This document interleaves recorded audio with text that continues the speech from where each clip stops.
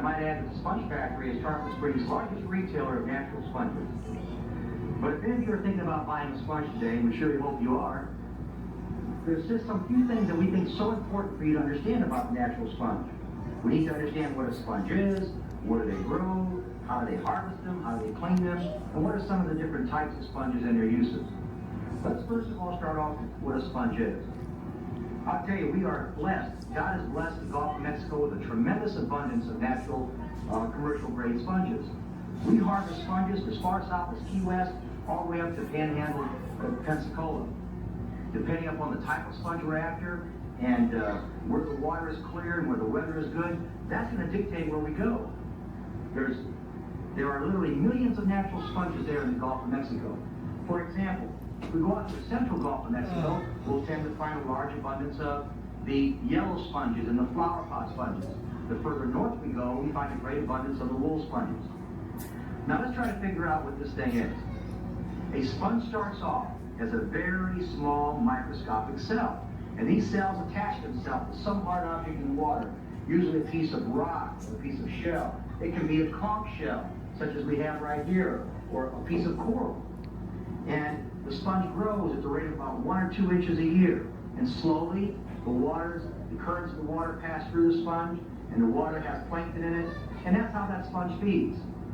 Now, I might add, there's a federal law, a U.S. code, that says you cannot harvest a sponge that is under 5 inches, either in diameter or height.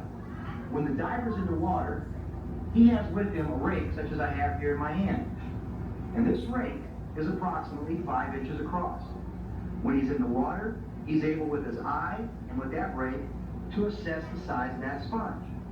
Once he's determined that that sponge is the right size and it's the right type that he's after, he then takes his rake, puts it at the base of the sponge, and literally tears it off. Now, when he tears the sponge off the bottom, he leaves a piece of the sponge there, and obviously there are going to be pieces of the rock and shell attached to the bottom of the sponge when it comes up. But the fact that there's pieces of sponges left there on that rock or shell allows the sponge to grow back, because sponges are asexual and they'll grow back on their own. Now what happens when that sponge is torn off? When that sponge is torn off the bottom, obviously they take as many sponges as they can into a net that they're carrying with them, and when that net is full, they'll signal to the deckhands, and the crew then will bring up that net and throw down another net. But most of the people don't understand that the hard work is just starting, because every one of these sponges has a membrane around it, and that membrane is a slimy mucus skin. And when it's animal matter, that membrane is out of its life source, the water, what's going to happen to it? That's right, it's going to die. That's exactly what happens to it. It begins to decompose. And so there's a very long process that's going to take place to get that membrane off the sponge. Now, exactly what do? Let's assume that we've got hundreds of sponges here that have come in out of the water, and they're laying on the deck of the boat. The crew will take those sponges and bank them, one next to each other and one on top of each other. They call that banking. And then they'll cover those sponges with burlap sacks. And they'll keep the sacks wet with salt water. About every hour or so, the deckhands will come and they'll squeeze these sponges, squeeze all the water out of them, turn them over, recover them with the burlap sacks, keep the sacks wet with salt water. Now, with the intense heat coming from the sun, the decomposition takes place of that membrane, which we call gurry. Then after a few days of around-the-clock curing, we're able to scrape off and rinse off that membrane. And you're going to see that being done in the film you're going to see in a few minutes. So once that membrane is removed, we then have the sponge. And the sponge is, again, in this darker natural color. When that sponge is in that color, in this state, what we have then is a skeleton of a living sea animal. So the definition of a sponge is very basic. A sponge is a skeleton of a living sea animal. The membrane was the animal, and these are the bones that support that animal. Now, we need to understand what takes place after the deckhands have removed that membrane. They'll take the sponges, and with a long needle, they'll string the sponges on a particular line, separating them by type, much like you see right here. When they put the sponges on a string like this, it clears the deck and enables all the other sponges that the divers are bringing up so they can continue the curing process, and it also allows the sponges that have been cleaned to dry. when the sponges are brought in to the shore, and they're brought back to the port to be auctioned off, then the deckhands can easily move the sponges around because they're holding lines instead of a bunch of loose sponges. Now, once these sponges are brought in to Tarpon Springs, they then are going to be sold. And each sponge is sold according to its type, and its quality, and its size. So let's assume that we bought this line of sponges here, which happen to be yellow sponges. We're going to bring these sponges into the sponge factory, and we're going to sort them again by size and quality. And then when I'm ready to begin processing them so we can retail them or wholesale them, we begin a process of soaking in a sodium percarbonate and rinsing and so on, which I'm going to show you here shortly. Now, as you can see here, we've had the sponges soaking in a sodium percarbonate water, and we leave them soak in there for several hours until the sponge goes from that darker color to this lighter color. Once we're sure that they've been cleaned very well, we begin squeezing these sponges. We make sure all that chemical is squeezed out of there, and we do it to several of these sponges, as you can see as I'm doing right now. And once we squeeze all of that peroxide out of that sponge, we come over here to the rinse area. Now we would be doing these by several hundred at a time using a squeezer, handheld, or mechanical. Now once we've taken the sponges out of the peroxide, we begin the rinse process. We want to make sure that we do a real thorough job of rinsing all the water out of these sponges. The reason for that is real important. We want to make sure there are no impediments, sand, or rock, or shell, or even chemical left inside the sponge. Now the next step is that we take it over to the cutting area, and this is where we're going to cut the sponge, remove the rock and shell again from it, and cut the sponge in various sizes based upon our needs. Now we take a knife, and we're very careful, and we cut that rock and shell off the bottom. Once we've done that, we take sheep shears, we trim all the loose ends of the sponge, make sure it's nice and clean, and then the sponge is ready to be sold. Okay, the next thing I'd like to do now is talk about the different types of sponges we have here in the Gulf of Mexico, their uses, and where they come from. The sponge that I'm holding in my hand now is a very soft sponge we call the yellow sponge. And this comes up in about 10 or 15 feet of water. And these are found west of Tarpon Springs and north, all the way to the panhandle of Florida. The yellow sponge is an excellent sponge for any cleaning purpose, like washing the cars, or the floors, or walls. The yellow sponge grows at the rate of also about 1 or 2 inches a year. So it's a sponge that there's a lot of out there, and because there's more of them than any other type of cleaning sponge that we have, the market price is a lot lower, so the yellow sponge will be a lot cheaper than the other types of sponges we have for cleaning purposes. But the yellow sponge is an excellent all-purpose sponge. The next sponge I'd like to talk about is the finger sponge, and it's such a unique sponge. This sponge is found throughout the Gulf of Mexico in various depths of water, but it has 2 primary uses.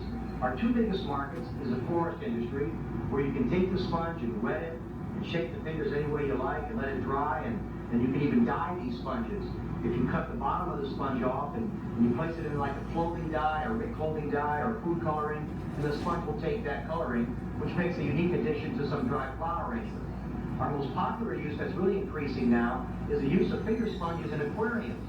And I might add that you can take the finger sponge and you can put it in a fresh or saltwater tank.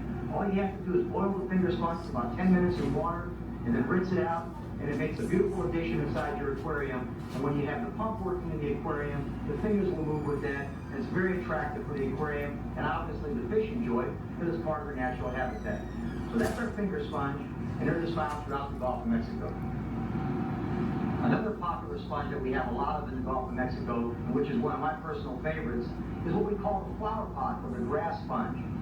And God creates these unique shapes. Every shape is entirely different. And because it has this face-like shape to it, that's why it got the nickname as a flower pot sponge. Now these have 2 primary uses, either as a decorative piece in the home or your office, and most popularly it's being used as a vase to plant directly in. Let me give you an example. You can take any plant that lives in water, and it'll grow inside the sponge without soil. All you have to do is wet the sponge, squeeze all the water out of it, you tear a little hole inside the sponge, push your rooted plant down inside, and then that plant will grow for the life of that plant. Recently, a lot of people have been taking this flower pot sponge and doing herb gardens out of it. You can take things such as lentil bean and grow an actual lentil bean plant. or other types of herbs and seed plants. But the flower pot sponge is a very popular sponge. We probably sell more of this than any other sponge in our sponge factory. And it comes in all different sizes. This just happens to be a pretty large one. You'll find them from small size to 5 inches, all the way up to maybe 36 inches in diameter. And that's our flower pot sponge. The next sponge that I'd like to talk about is what we call the wool sponge. And it's called wool because when it's wet, it feels soft like a lamb's wool. This is the Cadillac of all the sponges. The wool sponge is found in depths of 20 feet up to 100 feet or more. There's not as many of these sponges as there are the other types of sponges in the Gulf of Mexico. And because of that, because the demand is greatest around the world for the wool sponge, it has the highest price. But it's also the finest sponge.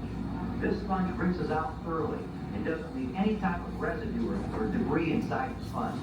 If you're looking for a sponge for the bath, or for sponge painting, or washing your car, or for your boats or your horses, this is the sponge that's sought after.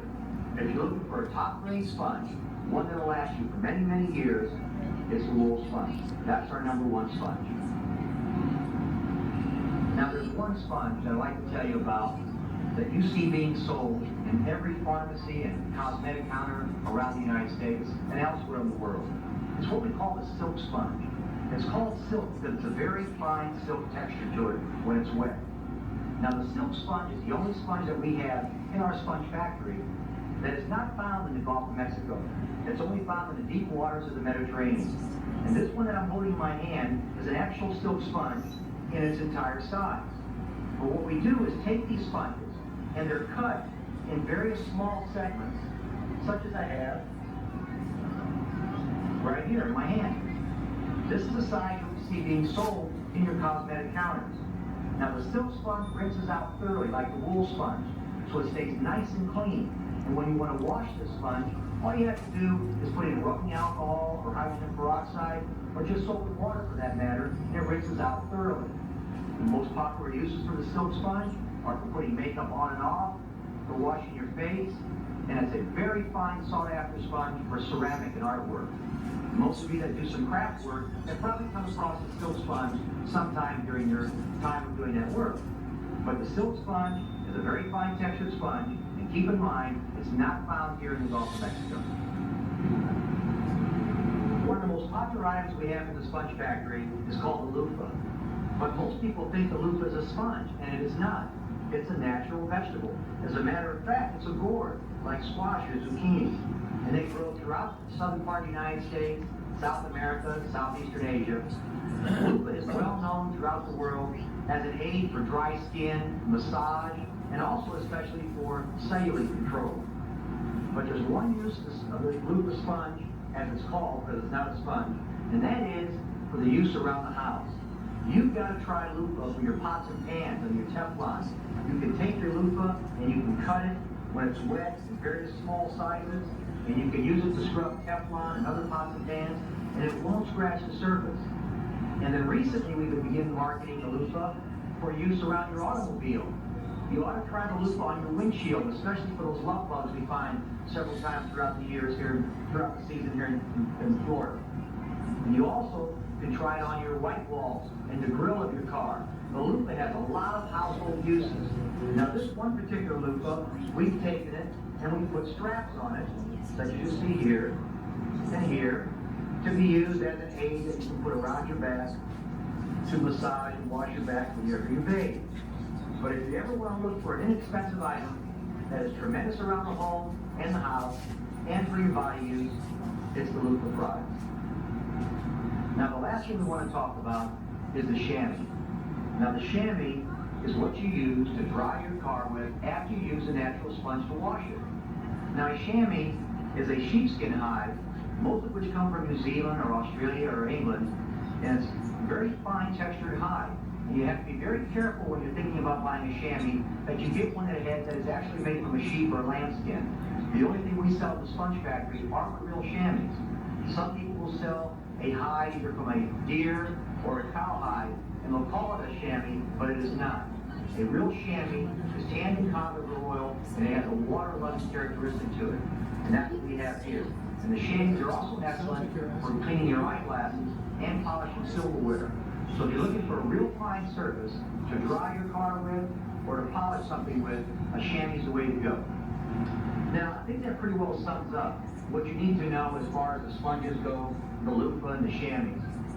Now, I also want to make you aware that the movie you're about to see is an older movie, but it's by far the most educational movie we've ever been able to find on Tarpon Springs and our sponge diving industry. So I want you to stay with it and enjoy it, and I know you're going to find it very informative.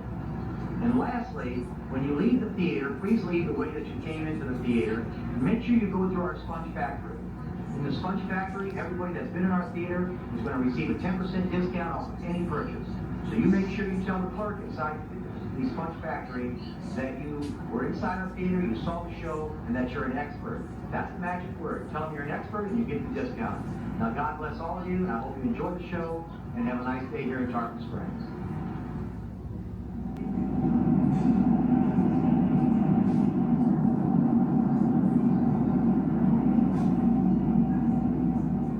The sea and men. Men who search the sea for treasure.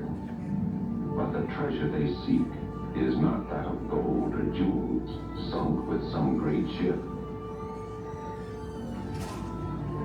The treasure sought is a gift of the sea, taken for granted by most, but not by those who must find and harvest it.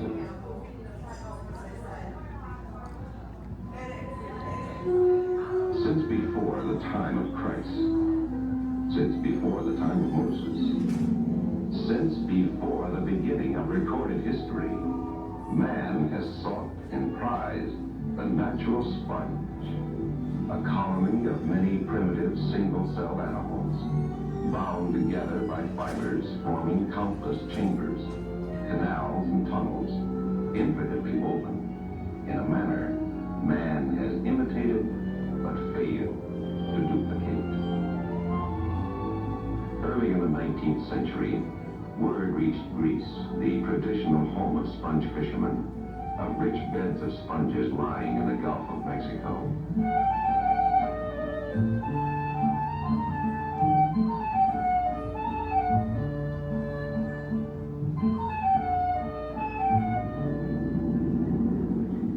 The sponge beds of the Gulf exceeded expectations, and soon the sponge industry of Southwest Florida became among the richest in the world. But it takes work to develop even the richest of natural resources. In waters up to 40 feet, hooking is used to harvest sponges. 2 men, alone on the water, armed only with a long-handled, 3-tined hook and a glass-bottom bucket to help see beneath the waves. It takes time to locate the sponge beds. Time and patience. Hours and days. Sometimes even weeks and months. Miles from home and family. And finally, a sponge bar is found, and the sea reluctantly gives up her treasure.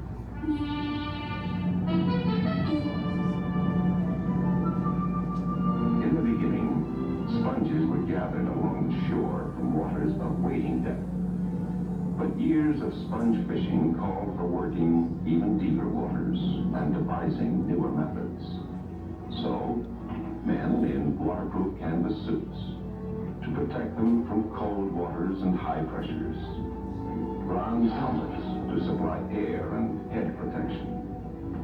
50 pounds of lead-weighted shoes and heavy belt and breastweights to keep them on the bottom, especially in heavy tide. Such men prepare to challenge the sea.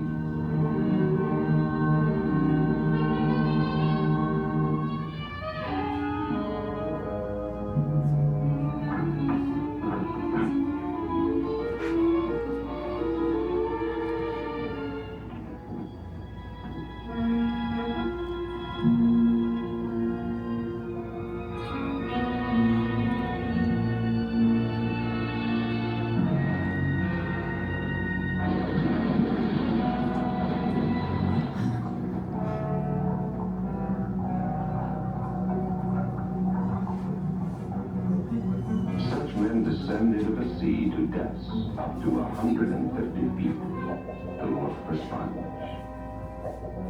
In days past, divers feared most the shark. Today, the diver fears more foul lifelines, strong tides, or the dreaded crippling bends.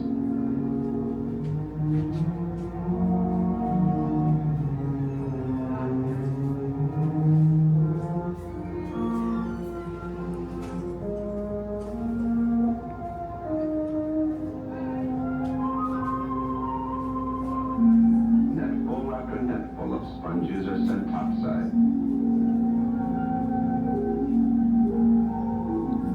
In the more than 10,000 square miles of sponge beds in the Gulf of Mexico, there are no locations which a sponge fisherman may reserve. The only reservation is knowledge and silence about choice beds. And if the beds have been picked clean by someone else or have been blighted, the search must begin anew until a new bed is found. Only nature has been able to create material so absorbent, so easily cleansed, so durable, and yet so soft.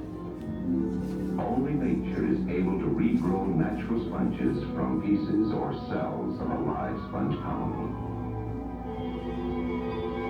So, man, as he has done for centuries, continues to search the sea for sponges.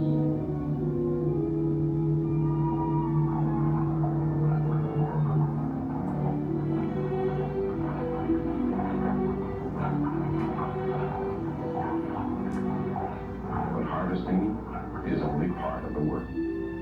On deck, the crew must remove the living material from the sponges before they are dried.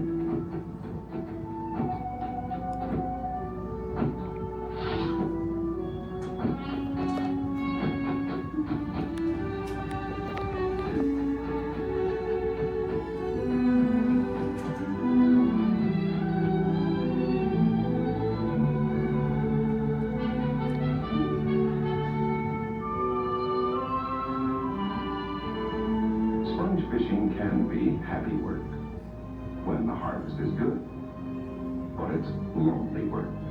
Miles from Tarpon Springs and the time when the boat is full of sponges. The order to head for port never seems to come soon enough. But finally, it does, and the fishermen return home.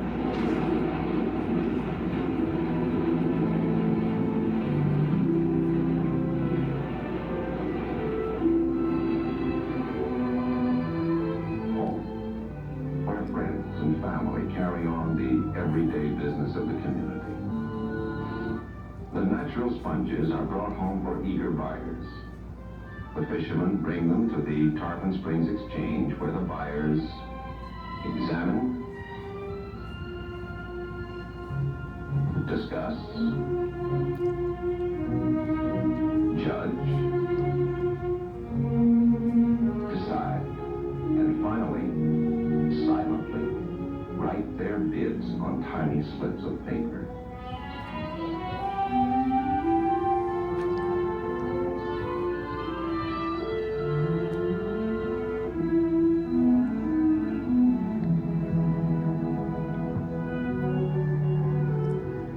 And then, quietly, almost without ceremony, the highest bid is announced. The sponges go to a buyer's warehouse where they are further prepared for the market.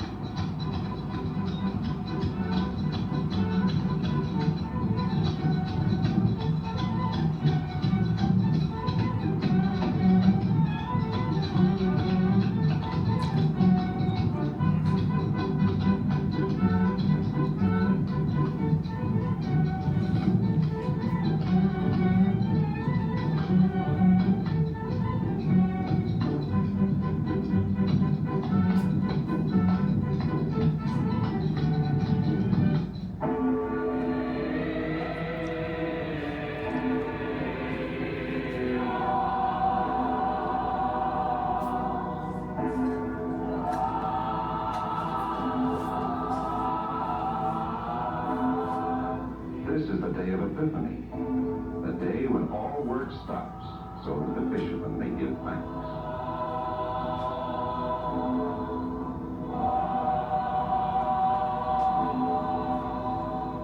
And they come from miles away, men of all faiths, fishermen from the Everglades, from far out on the Gulf, visitors from many states, from many countries.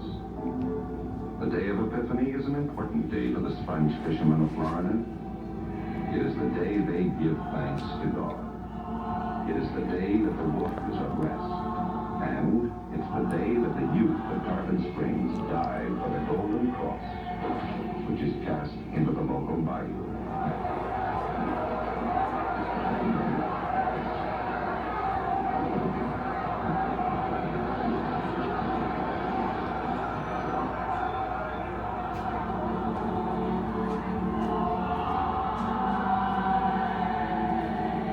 He who retrieves it is blessed with good luck.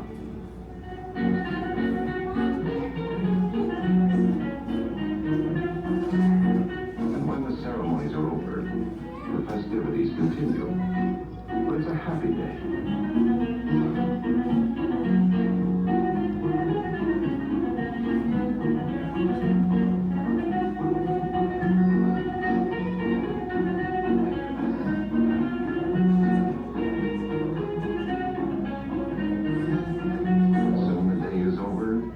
Dancing done, and the new day sends the fishermen back to sea. For now is in the time of the Caesars, in the time of the Pharaohs. Man seeks and prizes the natural sponge. And today, in a modern world, the natural sponge has more uses than ever. Real sponge, natural sponge. Sponges for ceramics. Real sponges for babies. Sponges for homeowners. Soft sponges, real sponges, natural sponges. Natural sponges for cleaning cars and trucks. Small soft sponges for cosmetics. Natural sponges. Find them in hardware, paint, apartments, automotive, pride and dine, and drugstores. Natural sponges for washing windows for business, for office, banks, industry. There are over 10,000 square miles of sponge beds in the Gulf of Mexico. But to supply the demand takes work, lonely work, miles from home and family. But the sea does not give lightly of her treasures.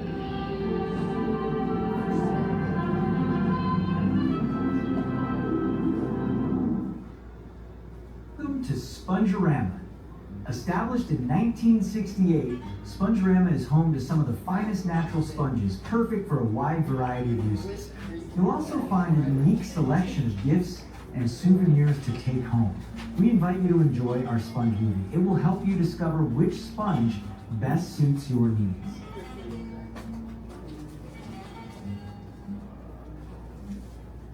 Welcome to Tarpon Springs, a one-of-a-kind town in the heart of Florida, where Greek culture comes alive.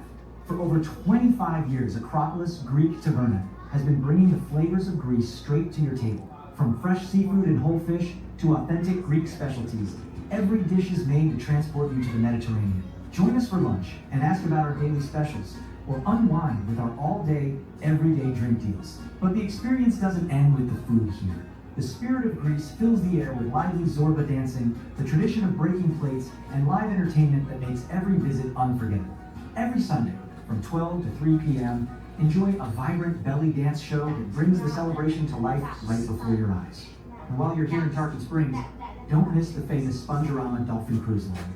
Experience Florida's natural beauty and Tarpon Springs' rich cultural history as our captain, who's been navigating these waters for over 30 years, guides you along the Anclote River and out to the Gulf of Mexico in search of dolphins, manatees, and other wildlife.